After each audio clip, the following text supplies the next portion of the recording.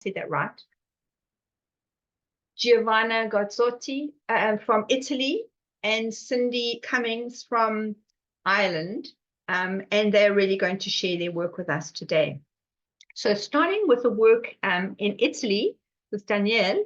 He's a performer, a choreographer, a dance maker, a student of performing arts at the University of Bologna, who's been studying and acting in contemporary dance for some time, particularly teaching dance for children and running workshops for adults. In 2023, he became a DanceWell teacher, sharing dance practices with persons with Parkinson's. And he's been assisting in the Officine di Creazione, oh, my Italian is foul, it's non-existent, dance company led by Paolo Palmi. I'm sure you'll fix this for me. And at the moment, he's involved in site-specific performances and looking at alien and queer performative body and challenging ideas of stereotypes, which is kind of all the work that we're involved in. And his work will debut this year. So I'm going to hand over to Daniele, and you can introduce your colleague. We're looking forward to that. Thank you for your presentation. And I let Giovanna introduce herself. It's not a problem. So it's not a risk for me to forget something about your career, about your journey. So I'll let you introduce yourself if you can. Thank you. Okay, Daniele, thanks. Well, maybe I share what I do. I dance a lot. I love encountering people. I also grow things in my garden. I walk. I'm a serial walker. I've been engaged with this body of mine since I was born, of course, and I'm in love with bodies and everybody's. I'm still active as a dancer. I like to think of myself as an old little boy. For those who cannot see my image, yeah, I look like an old little boy. I'm very lucky because through my job, I get to meet several people and engage in a conversation that goes beyond words. Well, that's it for now, I would say. Thank you, Giovanna. And I should start with the presentation of DanceWell project. I will share with you on PowerPoint here.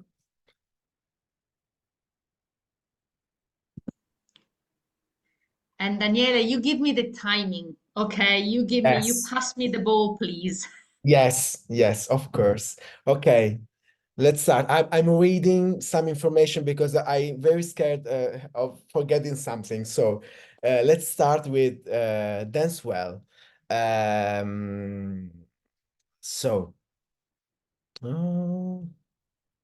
Here, would you start, Giovanna, with the birth of DanceWell project, so we can.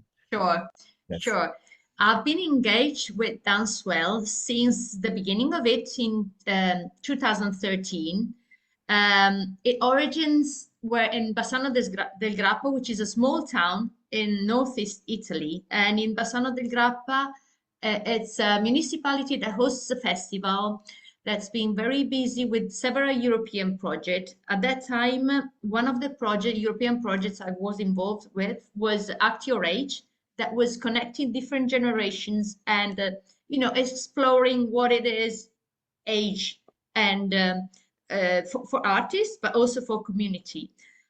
Part of that project, during that project, some guests from Holland, from the Netherlands, came to Bassano for a week to share their practice that connected dance and Parkinson's. And what happened during that week, basically, is that participants wrote to the mayor and said, we want to do this. We want to continue. So it was really stemming from underneath. So Roberto Casarotto, who is in charge of European projects, and at that time was also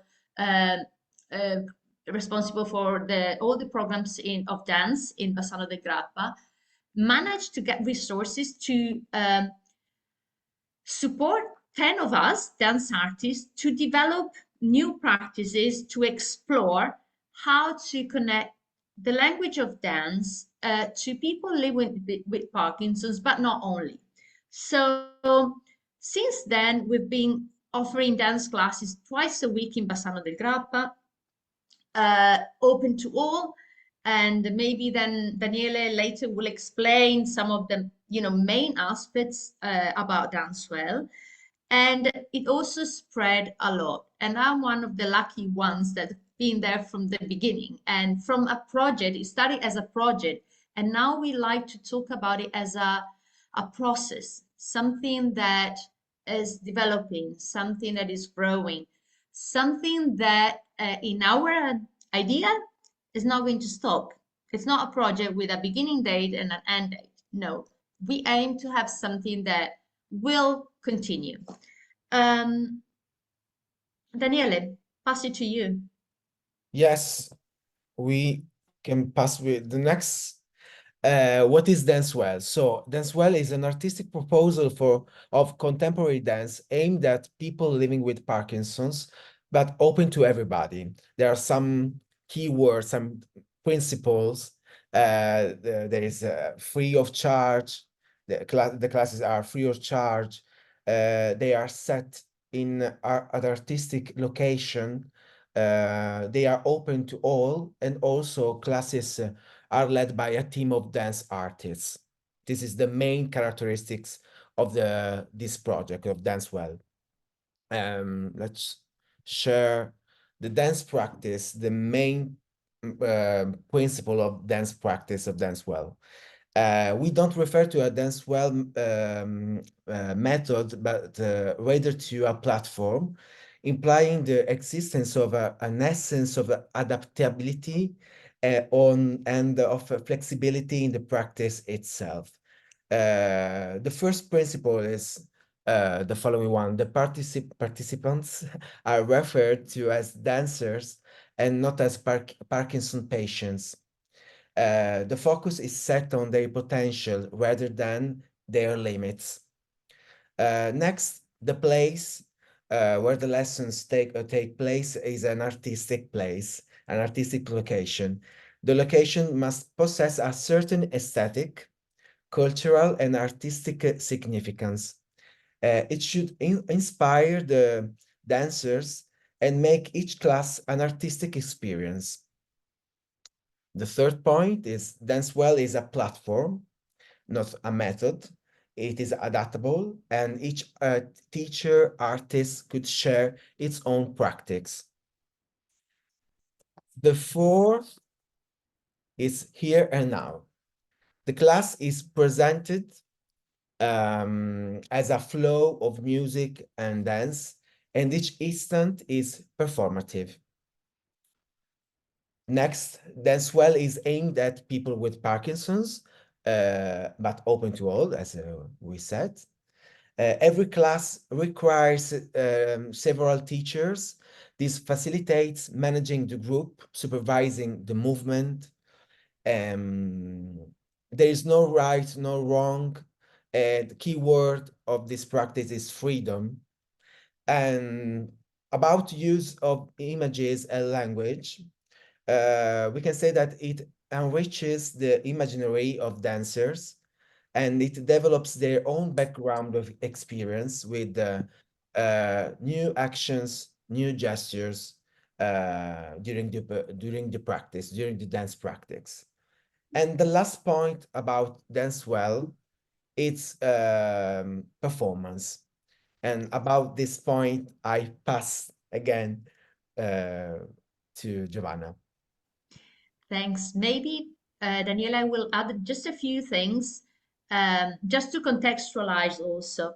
The way it also started, when Daniele mentioned, we don't deal and focus on the limits, we focus on the possibilities. Well, even in the choice of the location, and it's amazing if you shift and change the perception. But in Bassano, we didn't have a space. But we had a museum. So we had a limitation. There was not a studio, but we had a museum that at that time was basically empty. Nobody was there.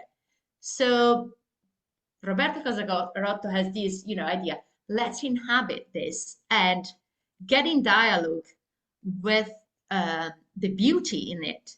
And also, for people that usually perceive their bodies not as beautiful, the moment you enter a location that is full of beauty, that is like, the custody of it, and the way you engage in dialogue with the masterpieces really change your perception. And again, you don't focus anymore on the limitation maybe that you deal with, especially when you're living with Parkinson's, but you connect and you get really surprised. You're open to the surprises and the possibilities. And the language of contemporary dance is crucial. The use of improvisation is crucial. The team of teachers, in a way, is a way to deal with the complexity of the group, but it's also a way to add variety. Because as Daniele mentioned, it's not a technique.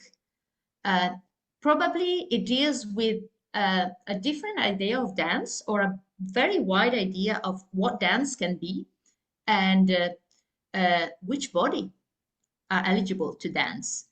And this brings me also to performance, because dancers practice, dancers perform. And when we started, we were, learning by doing and, trying.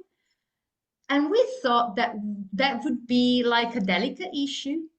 Well, in the end, it was our own dancers that went into performing before even we said that. We had some guests. Bassano hosts a festival. So we had Scapino Ballet. Scapino Ballet is one huge ballet company based in the Netherlands.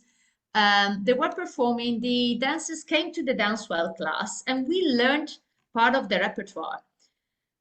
Then the class finishes. The Scapino dancers were in the main square in Bassano, Italian square. Everybody's there. People drinking coffee, spritz, coffee, blah, blah, blah. And the dancers were wearing Baroque costumes, amazing. Just an open performance, even to promote the evening show. And our dancers said, oh, we know that. And they joined the dance. They joined the dancers, really with that joy of sharing the experience. So from that, there was no hesitation anymore. So the image that Daniele is sharing is from the last performance, the last work from Mia Habib, who is a dance artist based in Norway, that was invited to create, especially for the DanceWell community, as part of the European project that Daniele will introduce in a while, because DanceWell started 10 years ago and developed and spread in different areas in Italy and abroad. But it's also now a new European project. But maybe I will leave that for you, Daniele, again next. Yes, yes. So before, I would like to share the first 2 minutes of this video. And it's about all the information we already spoke with you.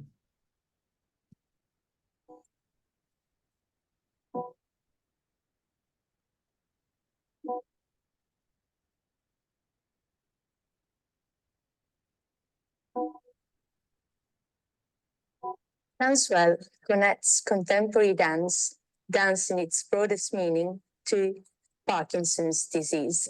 There are three main aspects that make this process quite unique compared to other initiatives currently active in other parts of the world: artistic location, mixed group, and free access to the classes.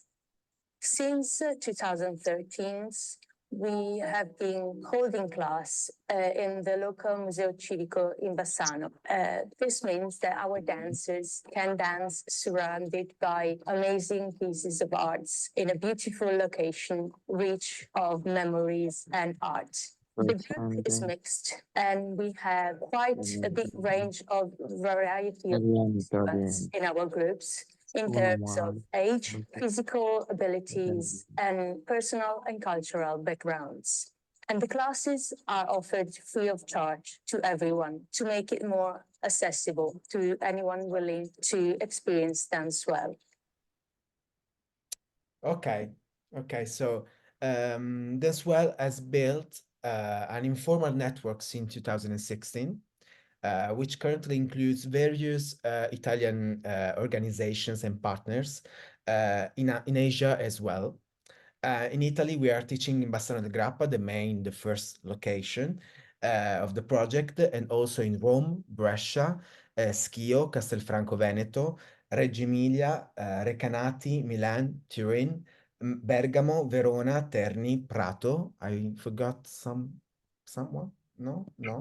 They're all the cities. Okay. I always forget someone. It's basically we're almost in every region in Italy, almost still struggling with the south of Italy, but it's a process. We are working on it. Yes, yes. And actually, DanceWell now is spreading in Europe, and the project supports the professional development of dance artists and dance organizations that engage people living with Parkinson's or other movement disorders with dance. So we start saying that DanceWell was born as a process, as a dance practice, and now it became a project European that involves dance artists to create performance, as we said before. And about this, I will show you another video that is about properly the European project about DanceWell.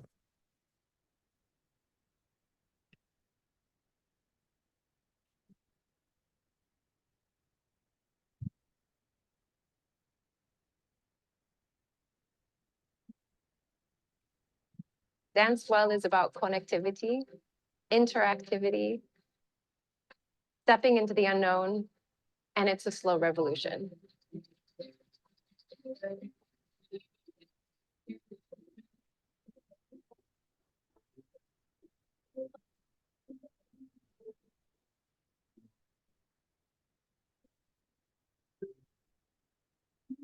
So DanceWell is about community.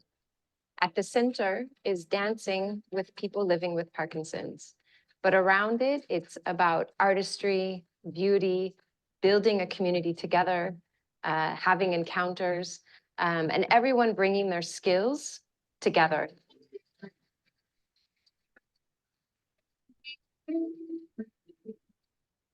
So DanceWell started here in Bassano del Grappa in 2013, and this project, supported by Creative Europe, is going to spread the DanceWell practice into 4 other countries. There are 3 key stages of the project. The first stage is bringing all the dance artists together to develop a practice and go through a training to develop their own classes for DanceWell in each of the localities. The second phase is to create a production, a performance in each locality. And the final phase is to develop a digital publication with all the knowledge and experiences that we collect. At the beginning of the project, all of the dance artists and organizations that are involved in the project have come together to look at what skills they all have and then what can be built by bringing these skills together.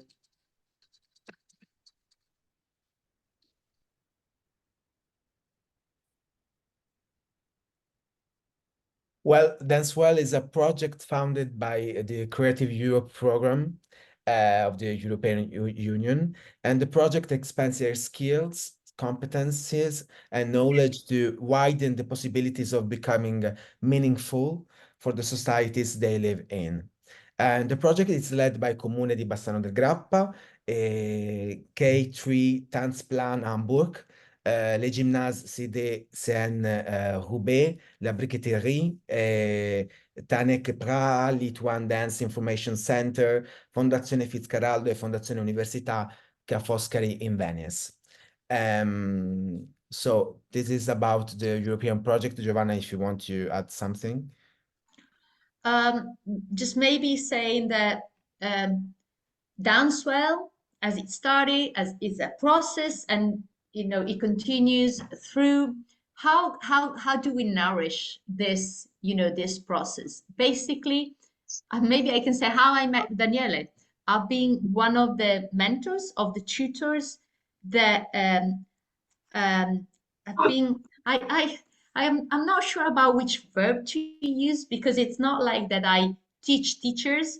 Maybe I share with artists that are eager and that have a passion about, getting engaged with DanceWell. I share their informations that we learned through the past years.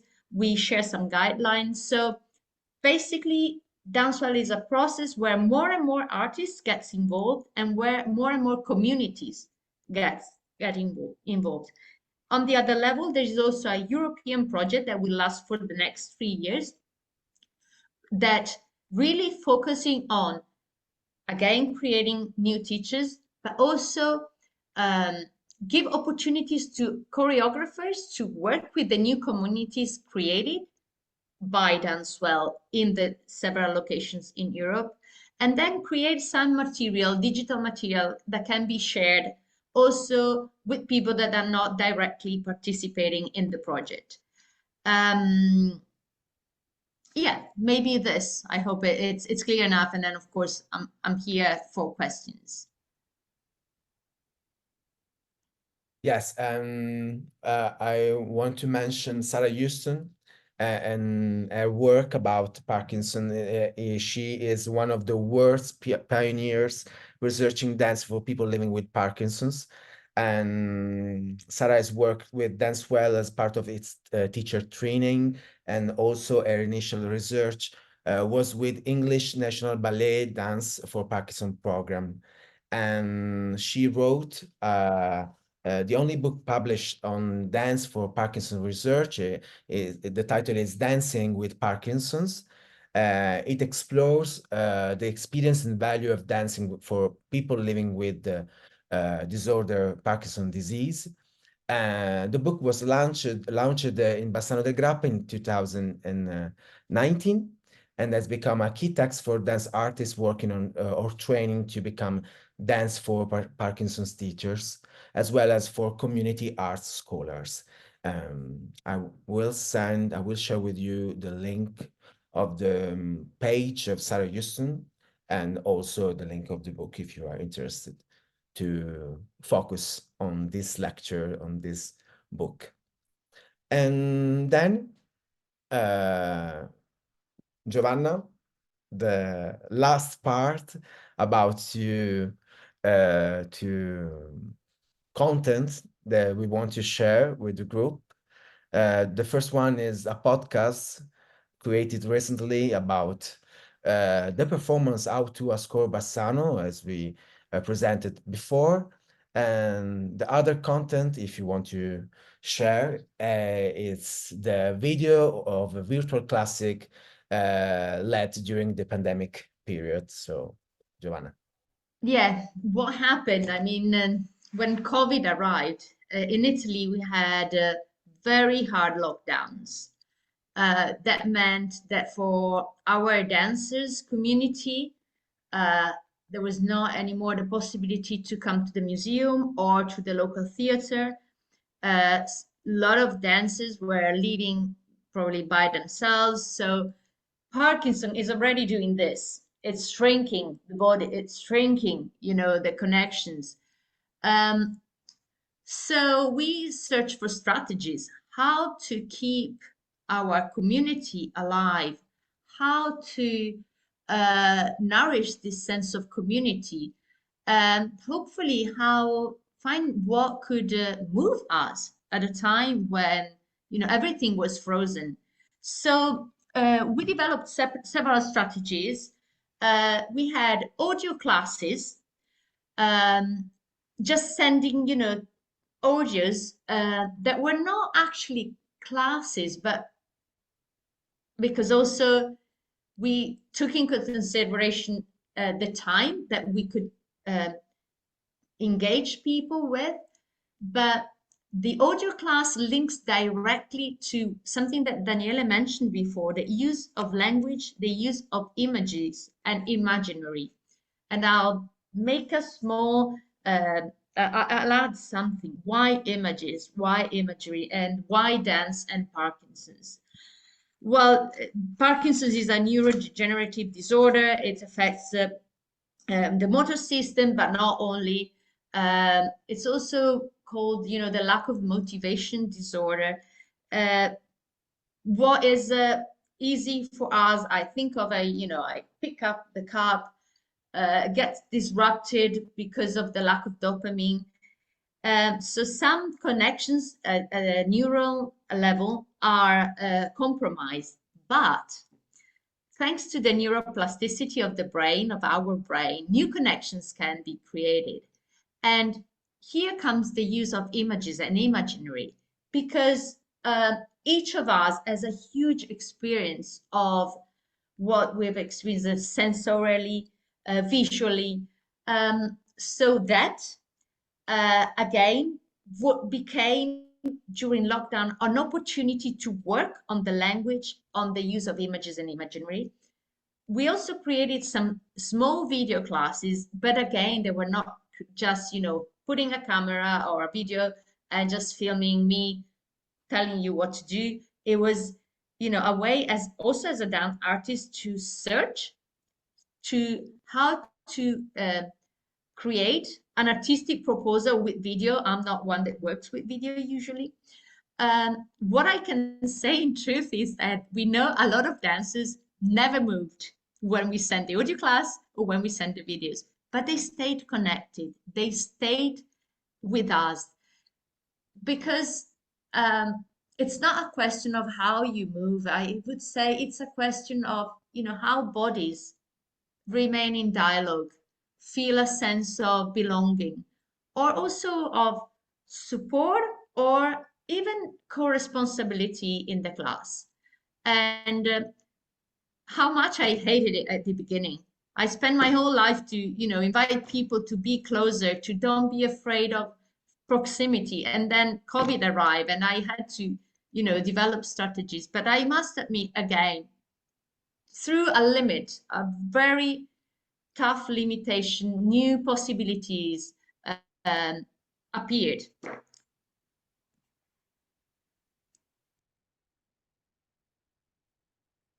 Okay. Okay. We finished the presentation. If you Maybe, can I ask you, would you feel like stretching out a bit? Just we can maybe just, and we can do it together. totally agree. Maybe Brilliant if idea. you don't need Danielle, Daniele, maybe you Can we stop ask you to? sharing. Yeah, they were brilliant. And we just, you know, and we can see how we are already spreading into, and it's already a network. And maybe we just share also this joy of, you know, oh, this is what I need now. It's a bit of space. It's a bit of breath. It's a bit of, you know, being connected even in distance. And I really love it. And so thank you very much for this. And I only have literally 10 more minutes. If I can, I'll be here if you have questions or, but first of all, thank you. Thank you, Daniele, for inviting me. Thank you, Yvette, and thank you to everybody. Well, thank you both for your lovely, lovely presentation. It was rich. It gave us a sense of, you know, incredible work. Not only, and I think for me, what struck me was the breadth of the work. And I mean, I don't want to open the questions now because I think it would be great to hear from Cindy and then bring those questions together. Although I think Leanne might have had her hand up, so we might take that one. But I'm also really interested in where the funding is for this, you know, the funding. I'm sitting here the whole time I'm thinking who's paying for this.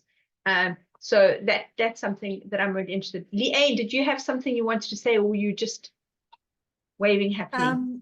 No, I was terribly happy, and please accept my apologies for being a few minutes late. I was running from teaching.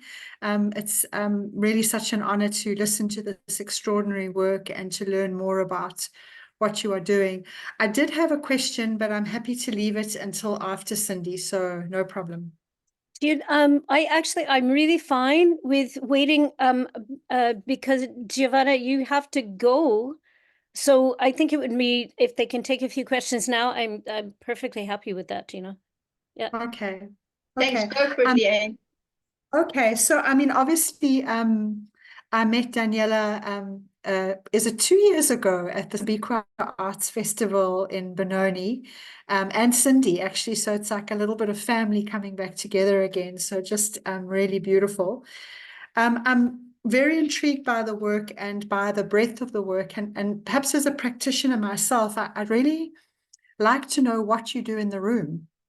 A little bit around the practice. I mean, you say that it's a platform, not a methodology. But I started to see interesting things like standing in circles, teaching language, a lot of touch. And I'm interested, I know it's a huge question, but maybe just a short description on how a class would start. Do you tactilely work with people living with Parkinson's? Is it a one-on-one? So those are just a little bit of what's in the room when it happens. Daniele, is it okay if I go? I'll just share a few things. And also, as I said, it's a process. It's also is it a new group? So in terms of it's a new group, we don't know. So the idea of starting in a circle, maybe having chairs, put everybody in a kind of safe situation. That means maybe even people in wheelchairs can feel that they are welcome. At the same time, the more and more you get to know each other, we as teachers aim at setting the bar quite high, but at making it clear that people are have agency about the proposal because they are the experts.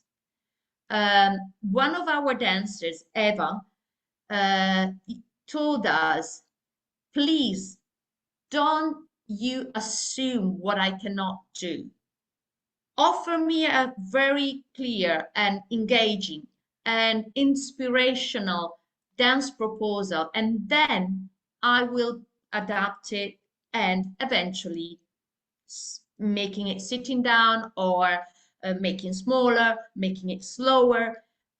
So the idea is that the teacher is not the one that say, I put it blunt, no, you cannot do this. Let's do it simple. No, of course, again, we don't always succeed, but the idea is, and here comes the idea of image. Let's say that it's a dance class. So we work on flexibility, coordination, the way, the amplitude of the movement, rhythm, because we talk about Parkinson's, where the inner rhythm is disrupted.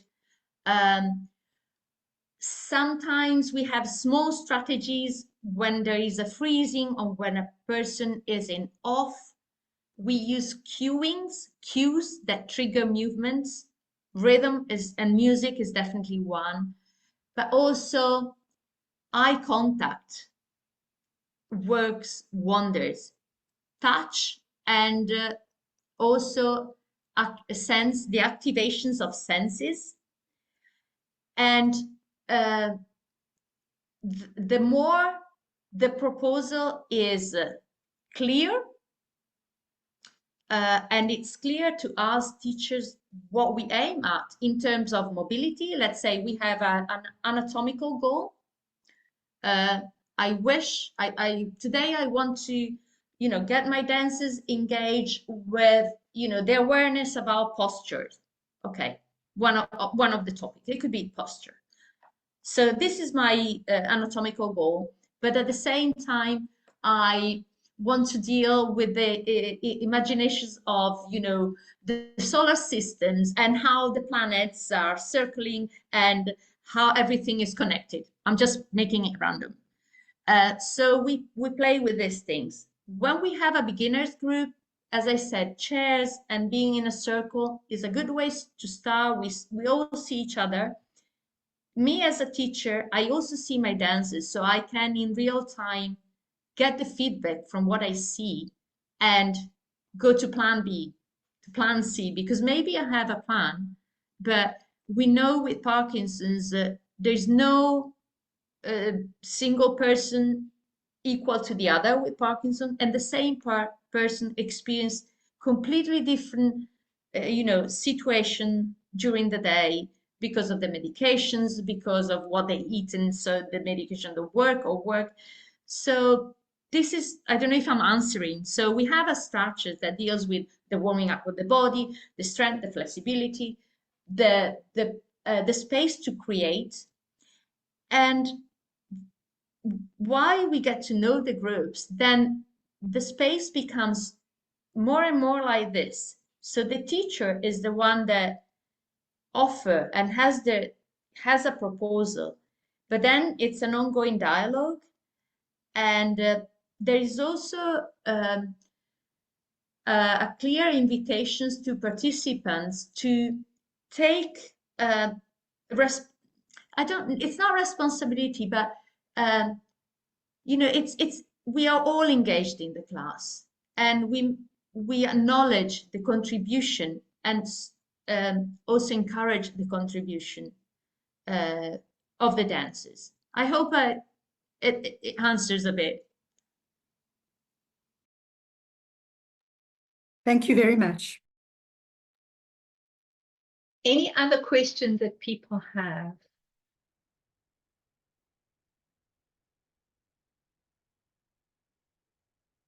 Okay, we'll come back to this late, unless there's someone. I think Jessie's got a question in the chat. Sorry, I can't see everyone. Go for it.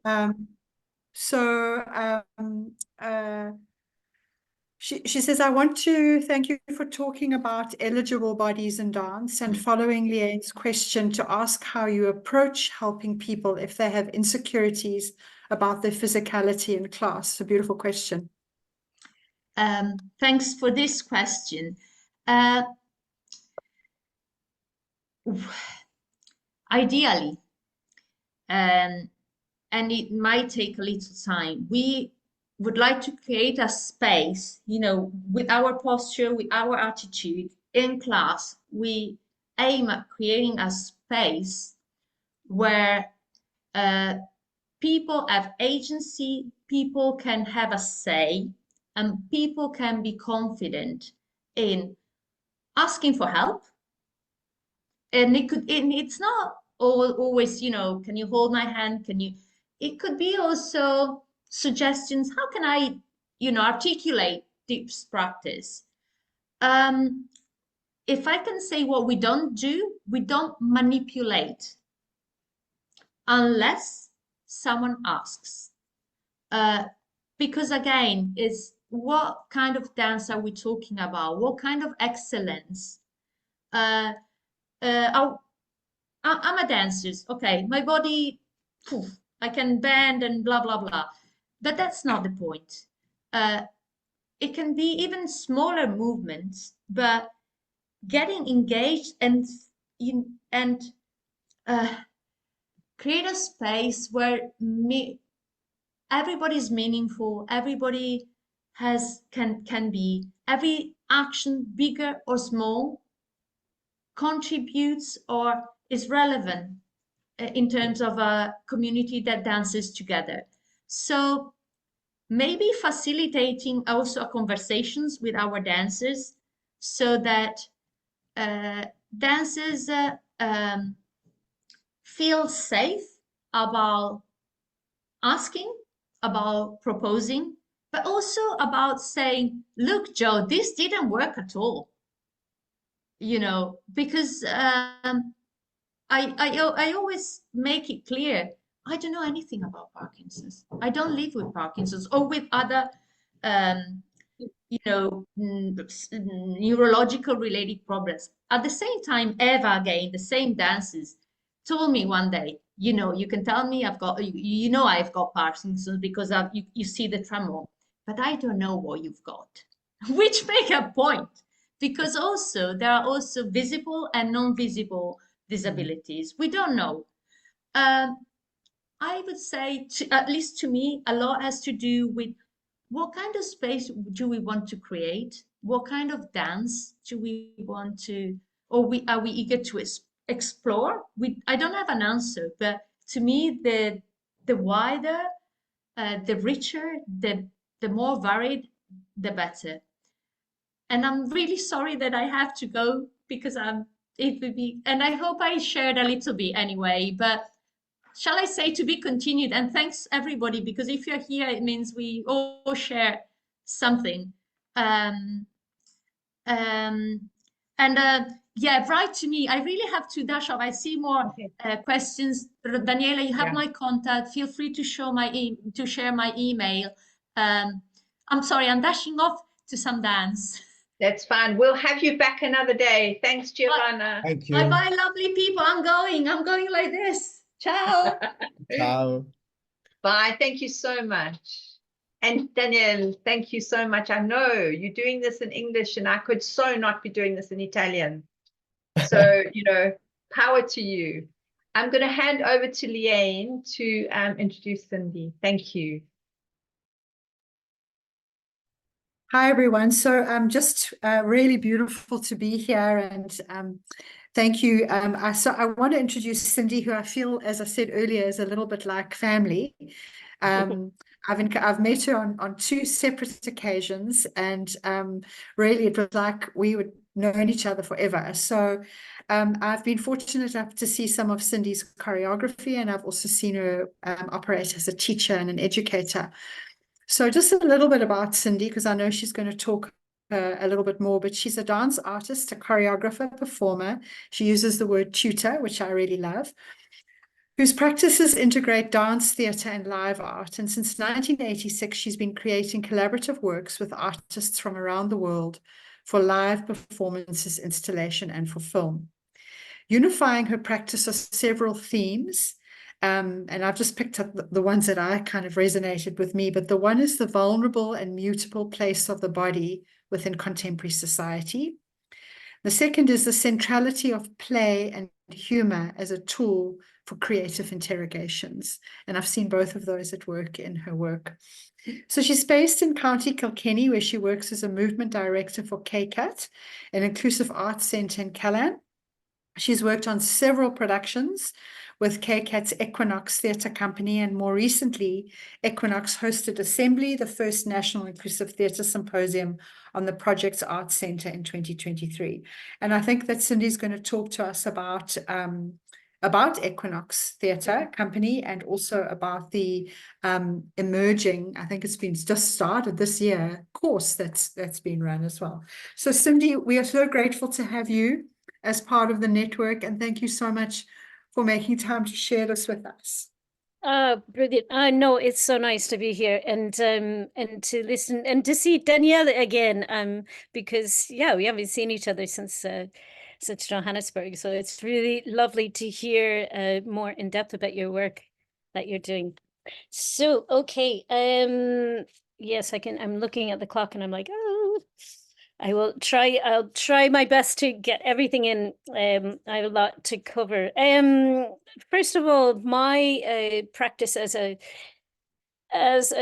tutor, as a performer, is really, like you were talking about somewhere, it's a blend of dance and theatre, which actually living in Ireland is a perfect thing, because the Irish are in love with theatre and in love with words. So it's just my good fortune that I like to work with both theatre and dance and put them together in what I do. So I'll talk about the dance. There's 2 different programs that I'm going to talk about. The first is the Inclusive Dance Program, and then the second is Equinox Theatre Company that I've been working with for a good few years. So it's this program is called Inclusive Dance Cork, IDC, and it's run through the Firkin Crane which is a dance center, has been a dance center for many decades down in Cork. This year is the second year of the course. Last year was the pilot year, and everyone was like this, like, please let it work, please let it work. We're experimenting with the structure, experimenting with what tutors would be there. There were a lot of questions, and we're still, as a group of people, like putting together, making this course happen. We're still figuring out how to make it work the best. The director is a woman named Rona Collin, who is actually founded the very first dance company here in Ireland, and also founded a company called Cree Glan with Tara Brandell. And Rona has been the director from the very beginning. The course runs, the academic year runs from September to May. And part of that is because there are accreditations that you can get, academic credits that you can get through UCC, which is University College Cork. I know, university and college, don't ask me why they call it that, but that's the name of it. So, this year, though, the course actually started in February, and it started a bit late, and that was partly to do with funding and availability of spaces and all kinds of things that were up in the air.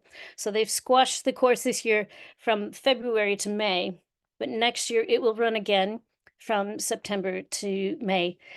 This year there are 20 students, and it's quite an even balance between able-bodied, disabled peoples. And as happens a lot in workshops here in Ireland, people with disabilities are kind of all thrown together. So you have people with intellectual disabilities, with people with physical disabilities, and people who have who are on the spectrum of neurodiversity. And so everybody is just kind of put in together.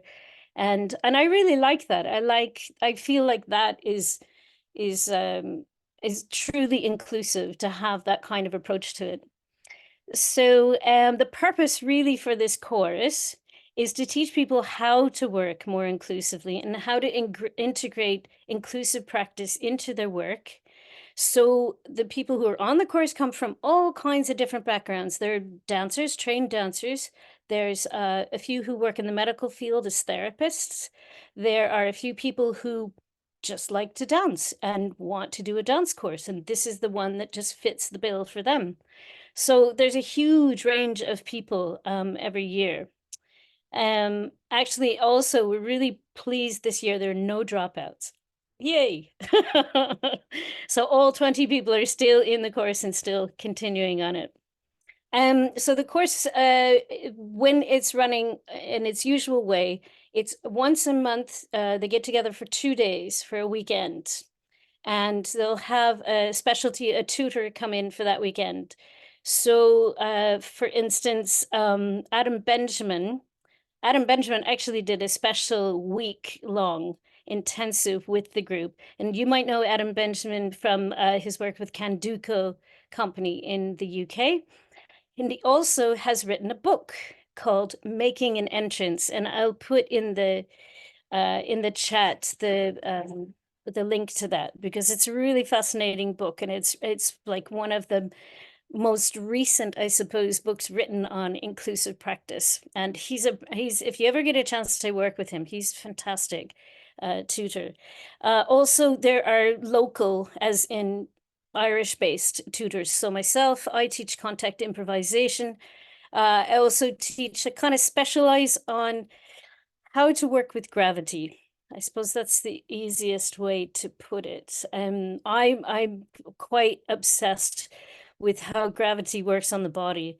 And so I'm always finding different ways to work with it, to use it, to guide it, to manipulate it, all of that. And so that's where a lot of my teaching comes from. Maeve Kelleher, who's also a choreographer, she's from Limerick.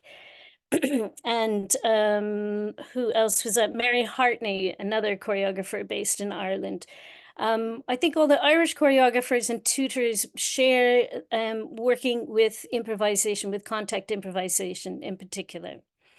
And then there are also each 2-day session has a Zoom kind of class, I suppose, with another person who, you know, for reasons of just efficiency and probably budget, can't actually physically be there in the space. So Rona set up these Zoom situations with people. And so people like Alice Shepard from Kinetic Light in New York was on this year and did a kind of a tutorial and a chat with all the different students.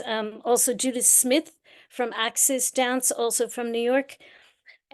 So Rona's really looking quite widely in trying to bring in lots of influences. Of course, because we're so close to the UK, a lot of people like Adam would be the easiest people to bring in. Also Mark Brew, who's an Australian dancer based in Glasgow. He came over to teach. And so for the moment, a lot of the exchanges have been kind of close in, but I know they're really hoping to widen out the circle and bring tutors from other places as well.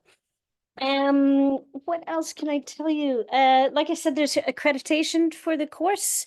So there's micro credits. You get 2 micro credentials with this course. One is an intro to inclusive dance through choreography.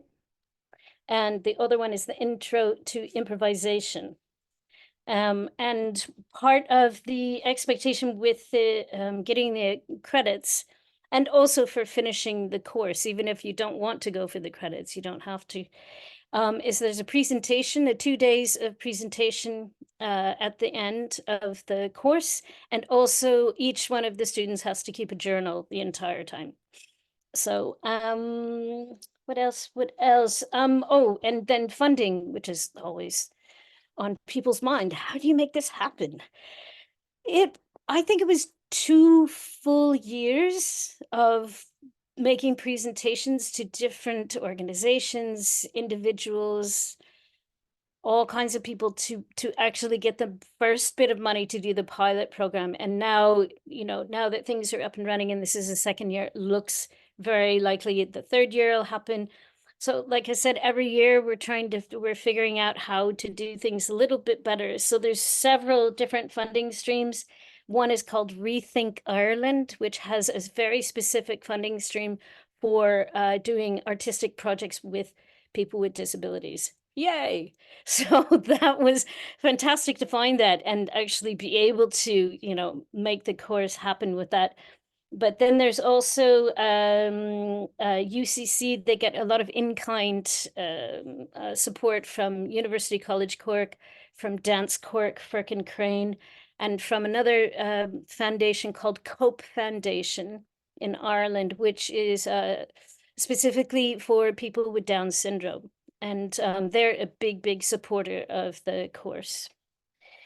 So I think that's all I can say about the course. And I'll just sort of flip to talking about Equinox Theatre Company. And as you were saying, Leanne, the Equinox, they are based at KCAT Arts Centre in Callan, which is about 10 kilometers that way. And I cycle there on my electric bike and work with them. And they're a great group. They're an amazing group. They've been going for 15 years now. And there are some of the people who are in the company. There's about 10 members right now. They've been there from the very beginning, and it was born out of a drama course that was presented at KCAT, run by my neighbor who lives right there, Maeve Lambert. And now it's handed over to a woman named Janice de Brugge, and she has been the director of the course for the last 2 years now, or of the company. I'm the movement director, and what I would really like to do, if you could share, if you could give me later, I want to share a little bit of a video. Do you want me to make you host? Because I really like, there we go. That was the whole, yes. Because Equinox, it's better that they describe who they are and how they work. And in this video, which was shot by one of our volunteers, every year KCAT has several volunteers that come from different European countries, usually young people between the ages of about 17 and 25. And they're just really interested in getting experience working with people with disabilities and in the arts sector. And so they come along and they're just there to do whatever we need them to do, to help out, to video. And 2 years ago, there was a really great volunteer who was very interested in making film and video. And so he actually made this film of Equinox. So it's actually like 10 minutes long, but I will, can I screen share? Is that possible? Sorry, I need to shift the host from Danielle to you. Let me see if I can do that. I seem to have not, every time I try and do it, it pins you instead of, Danielle, can you make Cindy host, please? I can't because now you are. Oh, right. Yeah, that's probably, I am the host. Now it's Okay. Cindy. Excellent. Yes. Okay, so here we And go. the recording continues. That's great. Thanks. So I will just play a bit of this video as soon as it's coming up now. There we go. Okay. We did the M house, and that was very strong. It's about people being told what to do, you know, their rights being taken away. We're lucky that we're not in that place anymore.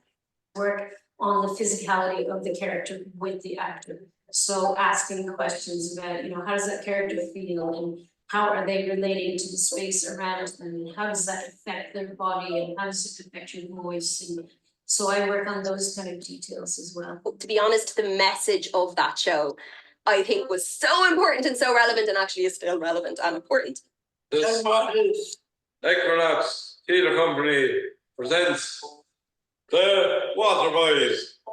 The members are starting to create their own individual work, and Water Boys was a part of that. It was sort of the first one out the gate in terms of their own solo work. We were in this very room, just knocking about a few ideas about Jim and Gary's kind of double life, as we called it. So they're actors, but they're also the Water Boys for the Carrickshock hurling team.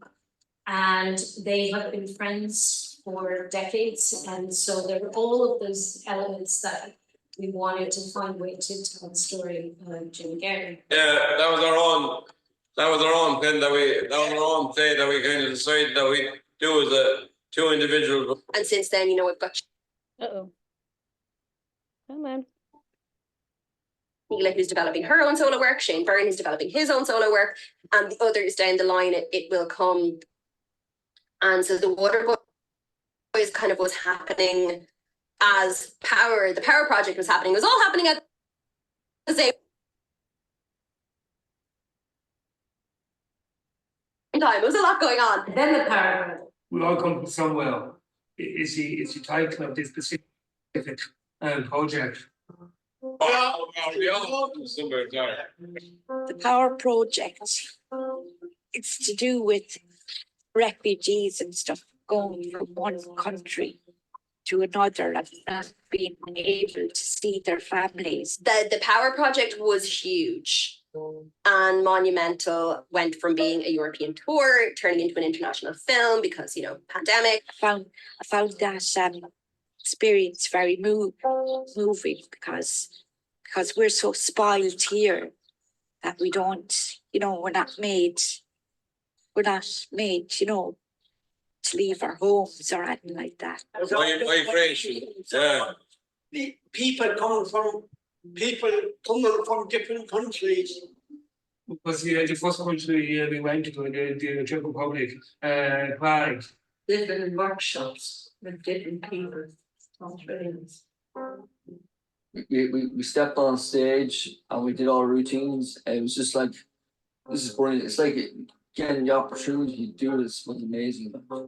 To be around other actors with different different disabilities and different countries. It's fantastic. There were always going to be obstacles, you know, even at its most basic, getting lost in translation, because you're working with 3 other countries and none of whom English is their first language.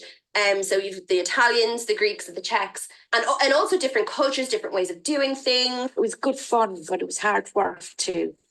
In a weird way, I'm sort of glad that all happened, because it just allowed for even more growth and development and new skills for the guys and for me. But we learned a lot from the Greeks and the Italians, and we blew them away because they just said, oh, people with disabilities can do it. And we did it in Prague, and my God. Equinox has something to say, and they have a way of saying it that the world needs to hear. We've been working on our new one now, which we're going to form in November. Different every night. Or you can walk there constantly. You know, practice is improvisation. Improvisation as a tool for creating choreography or for exercising attention, but also for performing. And then, you know, whatever that is,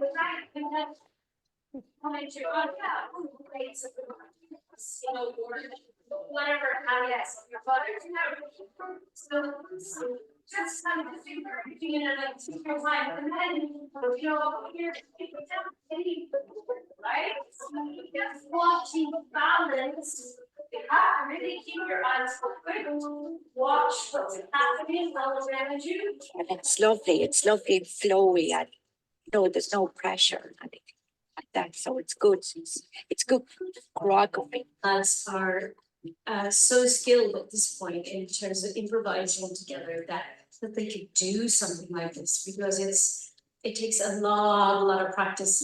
I think it's going to be great, really great job, and they seem to be having a good time. So that's also a big factor. You have to have a good time when you're doing it. Okay, we'll leave it at that.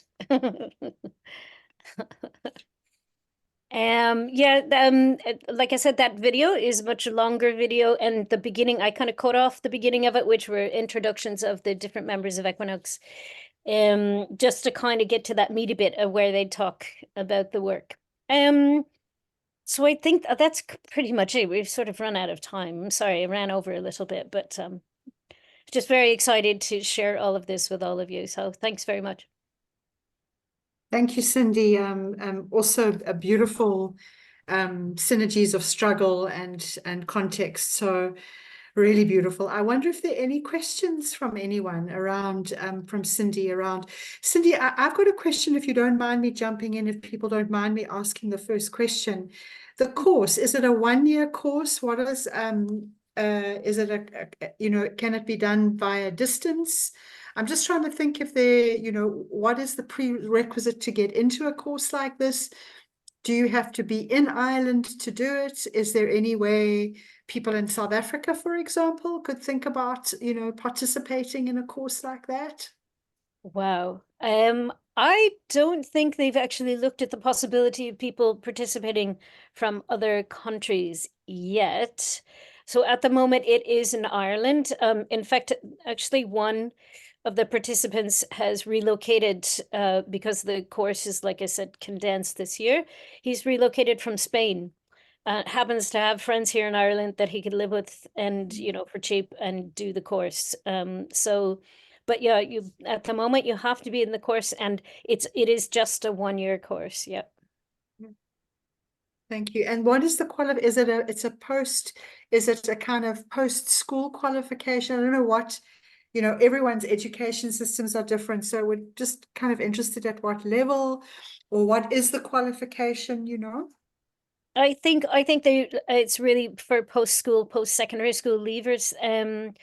You don't need any kind of academic qualification beyond that. I think you don't even need any dance experience. I think, like I said, this year, some people who are involved in it have never had any formal dance training, but they have always been very active in their lives in dancing in different forms and things. So they decided to join in. Yeah, I think when they do the call out every year, I think Rona and Kaylee, the administrator, they kind of look through the different applicants and decide also decide what is going to be a good mix of people, because they always want to have a quite an equal base of able-bodied disabled peoples, you know, in the group. Thanks, Cindy. I'm not sure, Yvette's got her hand up. Yeah, just to say and connect with the group, it's in the work we've been doing, the research, it's been really interesting to see how much Adam Benjamin has been a forerunner of inclusive dance here. So he did a program in Ethiopia that set that off. He came to South Africa and in I think 2000, Gladys knows because I think you were part of that. So Adam Benjamin really opened up inclusive dance to a huge extent on the continent. And while we've been talking in all of our work, you know, that a lot of practitioners in Africa have been hugely influenced by his work. So it's lovely to hear, you know, how much is part of, because, you know, he broke away from Kandako and is doing different work. So it's really nice to hear about that work that he's doing, continues to do. But it would be really lovely to think maybe, Cindy, about how we can connect your work with the network, somehow formally or informally, you know, with you as a participant, but it might be really interesting to connect both the course and the theatre group as part of participants or, you know, collaborators on the network as well. So maybe that's something we can think about and talk about beyond today. I think, you know, Gladys has said it would be really nice to, beyond our bi-monthly meetings, having a series of workshops that maybe we can share practice. You know, I heard somebody, I think it was Gladys, asking Giovanna if she'd be prepared to do something. Online is limited, but it's better than nothing. And I think there's some incredible expertise and synergies. I mean, I was listening to Giovanna's class and I'm thinking about, I'm thinking so much about Leanne's work at the moment, and I can see real, you know, synergies and divergences. And I think those are really interesting and important. I think also the specificity of working with people, but also bringing lots of different people together, and how do we do that? And how many people do we need in the room to do that? And all those sorts of things. So I think there's lots of conversations that have emerged for me from this afternoon that I'd like to see going forward. Because, you know, it's lovely to hear the work, but actually even better to share work with one another. And find maybe ways whereby, even if someone can't do a whole course, there might be a little bit that we could do and offer to people elsewhere, and find ways of doing that. That would be really beautiful. So let's have that conversation. I don't know if you'd like to say anything about that now, or you need to just think about it. Oh, I would love to. I mean, I just think this is such a great opportunity. And when I talked with Rona and Kaylee in particular about sharing the idea of the course with you, they were so excited. They were really, really excited that it's going to, because it's been in such a kind of incubator space for the last couple of years. It's only just beginning to feel like we can sort of lift our heads and go, okay, now what can we do with it? And I love this question that you asked about doing it remotely. I'll get back to Rona with that and just say, well, what do you think? Is that possible? At the moment, they're working on their website. The website's not actually up and running, but there is, I'm going to just put in the comments a number of different links. There is information about the course through Arts and Disability Ireland, which is an incredible organization here in Ireland, and they're just so supportive of the work that we're doing. That's Adam's book, Making an Entrance, Alice Shepherd, Kinetic Light, and Mark Brew, who's based in Glasgow. So there's just maybe some people you might want to have a look at as well if you don't know them and don't know the work. But yes, let's keep talking. Thank you, Cindy. Yvette, your mic's on, your mic's off. That's probably a good thing. I was saying, you know, I'd love to do your course, but I can't come for a year. So, you know, even if it's maybe you can chunk it and people can, you know, buy into a chunk. would be really interesting. That's a great idea. Yeah. Pumpkin. Yeah, Mm. for people that are not doing the whole thing, you know, I'd benefit. I mean, I was sitting there thinking, could I do a weekend, and how could I mean, Cork isn't a million miles from me. No. Yeah, so very interesting.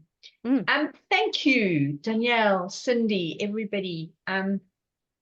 So I think the last kind of 14 or so minutes we've got two initiatives that we are involved with that we'd like to just share. I mean, we will send information on the email, but it's always better to hear and take questions on them. So Leanne, I'm going to give that to you. Here's the Jomba MASIHAMBISANE and then our lovely festival colloquium. Sure. So, yeah, but thank you again, Cindy and Danielle. Really beautiful to share your work again and see you both. Really inspiring.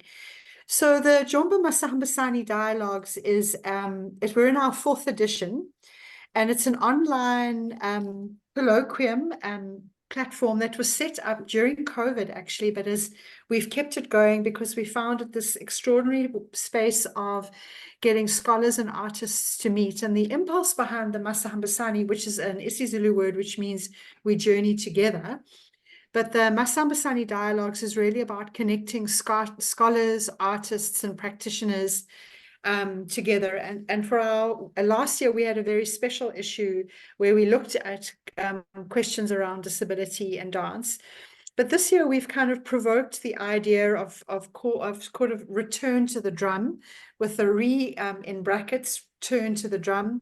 And we're looking at provocations and contemporary dances, engagements with ideas of tradition, culture, hybridity, and contested identities, which is a very, particularly on the African continent, there's a lot of discussions around post-colonial, decolonial, the way in which we engage certain ways of thinking about art making.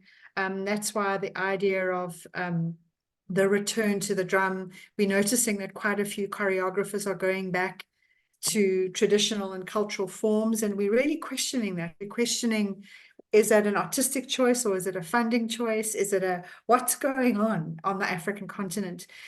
We've had the most amazing slew of people proposing workshops and papers. I think we got about 27 papers. We've accepted 13. Some are panels, some are papers, some are discussions. We do dialogues with artists. So in terms of the dialogues this year, we are interviewing people like Robin Orlin, Mamela Nyamza, Dada Masilo, choreographers who are sort of on the cutting edge in the kind of African context of really engaging these kinds of works. And particularly interested to engage a choreographer called Vincent Mansui, who works a lot with what he calls his African ancestral religion, and does it on stage. So a lot of stuff around that, and it's absolutely free. It's run over 3 days online, and that's the 22nd, 23rd, and the 24th of May. We are busy finalizing the program, and it will be sent to you. You can either come into the room, or you can, access it on other platforms. We also record the YouTubes, and then we keep the papers. I'm just noticing that Jiling is here. Jiling did a paper last year, so but we have an archive, so you can go and use the archive as resources for your students. And there's a whole lot of stuff. So we would love you. We know that people can't sit for 3 whole days, but there might be sessions that you're particularly interested in that you might want to engage. And I think all of it really is coming back to these questions around belonging, around home, around negotiating our sense of where we fit, really. So tangentially also engaging the issues around disability. So that's that. I hope that you can hop in, really. It would be great. Thank you, Leanne. And the second thing that we wanted to highlight is that we're planning as a combined ADDN, so from the network and the Jomba Dance Experience Festival that Leanne has run for 26 years now, this year. As a kind of prequel to the Jomba Festival, we are going to host a 3-day, what I'm calling festival-colloquium, around integrated dance. And we're also busy planning that at the moment. That is planned for the 22nd to the 25th of August. It's going to be in Durban at the Stable Theatre. We're planning in the morning to have workshops, in the afternoon to have panels that discuss kind of key issues, and with provocations. And some of you on the network know that I've already involved you, and if others are coming, let me know so that I can involve you. I'm going to nobble as many as I can. And then in the evening, there's a wonderful performance program that Leanne is curating at the moment. So it's going to be 3 amazing days. We're trying to make it as physically viable as we can while getting as much as we can in. And that's an interesting balancing act. So we're very excited. Again, we will share the program, but we wanted to just highlight so that if you want to make plans to come, or if you want to bid for funding to come, that you have time to do that. Leanne, do you want to talk a little bit about anything about the programming or anything? No, I think you've said that's still in process. The whole program is not finalized yet. We are still inviting people and seeing, we've got a small pool of funding and seeing how that can stretch. But, you know, if any of you do want to come, we can write you invite letters and we can assist you in terms of, you know, showing you where you can stay. That would be a good cost and that kind of stuff. But again, we will also be engaging, you know, sharing that beautiful space with you guys, and hopefully some of you are able to join us. So that's very exciting. And again, this dialogue between the global North and South, I think, is incredibly rich, and we want to keep that going. So that's really what we have for today. And again, what we'd like to say is if anybody has got work they'd like to share, it's so encouraging to see the practice that's out there. I think it's rich. I think it helps us all as practitioners and researchers to hear, you know, it's different reading than seeing and hearing from people. Is anybody would like to ask or say or share anything in our last few minutes? I know it's at the end of the day, probably a long day for everybody. So thank you again so much to our participants, presenters, and let us know if you've got thoughts or ideas that you'd like us to progress or share. And for the rest, we'll see you in 2 months' time. So that will be June. And we're really looking forward to that. Sarah Lee, get well. And Danielle, if you can, I'm not quite sure what will happen with the recording. If you can end it, and then hopefully it will come to me. If it doesn't, if you can send it to me, because I will then edit it and put up a link, because there are a number of people not here today that have said they'd really like the recording, and maybe the things that you'd like to go over again for yourselves to be there today. So thank you. Be well, go well. Goodbye.